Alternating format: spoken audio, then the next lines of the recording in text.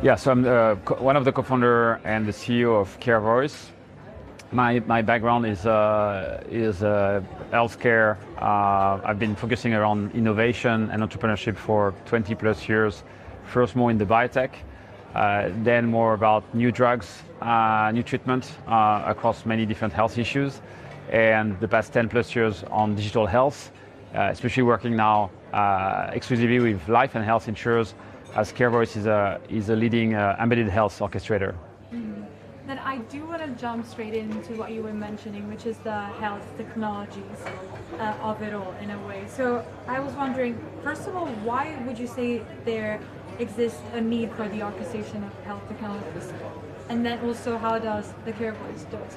Yeah, so we see across insurance two systematic challenges that they face, and it could be depending on their maturity. One is we've seen insurers who have been trying to adopt and bring more added value services to their customers, right? Moving from a more risk carrier to a more health partner to their customers, and beyond having those services, they've started to face the challenge of trying to stick the services together, right? Usually it's fragmented experience. They send the clients to potential different service provider, and that creates really a challenging customer experience. And they try to unify that, but unify the experience, bring all the service together, it's pretty difficult for an insurer. And on the other side is more about relevance and engagement, because as soon as the insurers have started to put together services, the challenge for them is how to get them used, how to avoid one size fits all to provide to everyone the same offering while people have different health and wellness needs. So moving to this relevance, it's super challenging for insurers who are not used to and don't have necessarily the digital tools and assets to drive this personalization. So those two issues around fragmented services, lack of relevance, if you are able to address them, then you can really unlock value through health technologies for insurance customers. Mm-hmm. And I do think actually that this, as you were mentioning, you were mentioning the like customer engagement factor of it all. So I kind of do want to know a little bit about it. What are the key success factors in your opinion that do contribute to customer engagement? Yeah, so I think first, often people don't necessarily put the same definition of what is customer engagement. So when in our world and how we work with insurers, it's really ultimately how frequently an insurance customer is going to engage with a digital offering that an insurers may provide to them. And what we've seen is most cases, if an insurers put together first level of digital health offering, they may have 5-10% of their customers using them, and more or less the same percentage are using them maybe on a monthly basis. So it's pretty low.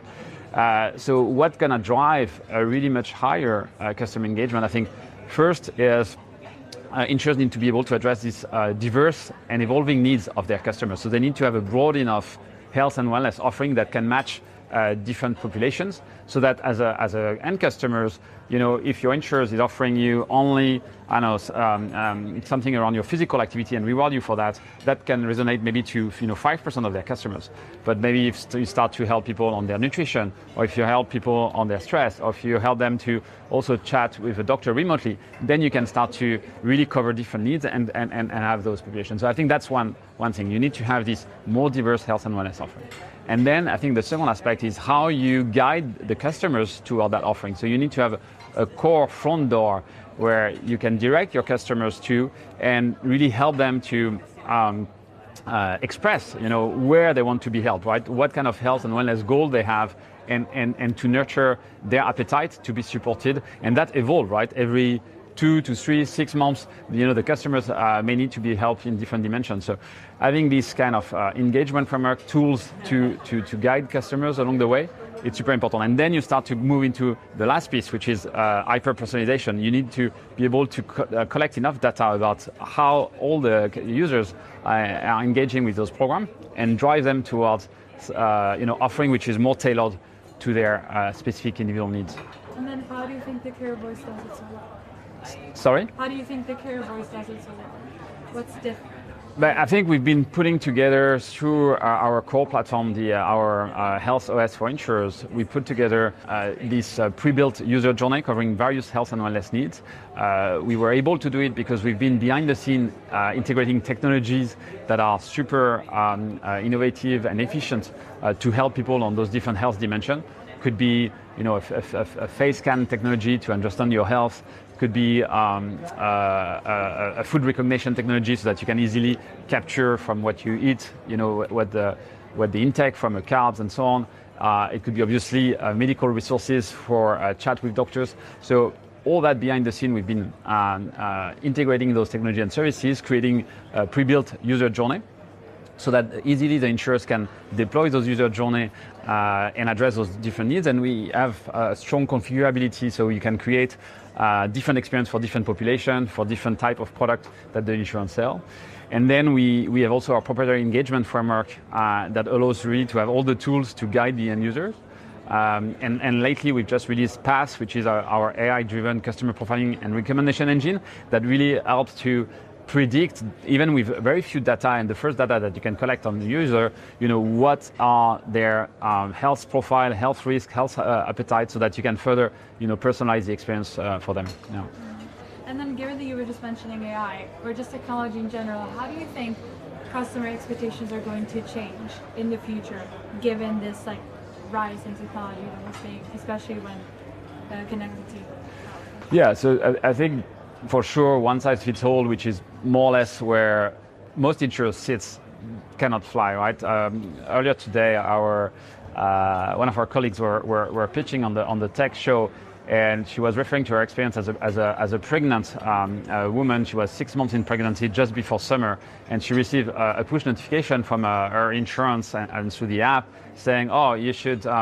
We invite you to do, more exercise and to get fit for summer." When you are 6 months pregnant woman, it's not necessarily the message that resonates to you, right? Well, there could have been, a better understanding of who was this customer, which stage, and tailored that. So I think insurers,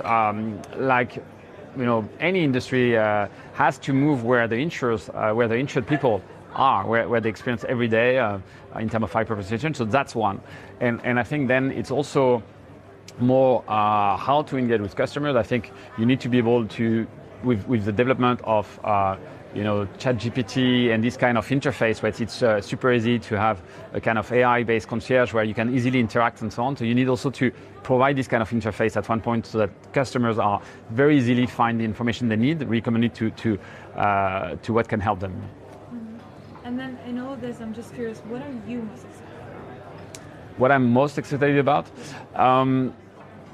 I like in the insurance industry the fact that there is a very strong element of interest between insurers and actually people to take more care about your own health, so that ultimately it's sustainable, right? You know that healthcare can be costly at one point.